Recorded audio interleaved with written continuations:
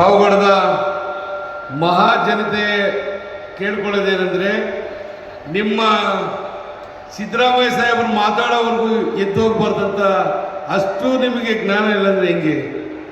ನಮ್ಮ ತಾಲೂಕು ಸುವರ್ಣಾಕ್ಷರಗಳಲ್ಲಿ ಬರ್ಕೋಬೇಕು ಅಂತ ಯೋಜನೆ ಕೊಟ್ಟಂತ ಮಹಾನ್ ವ್ಯಕ್ತಿ ಮಾತಾಡೋವರೆಗೂ ಕುತ್ಕೊಳ್ಳೋ ಸೌಜನ್ಯ ಇಲ್ಲಂದ್ರೆ ಹೆಂಗೆ?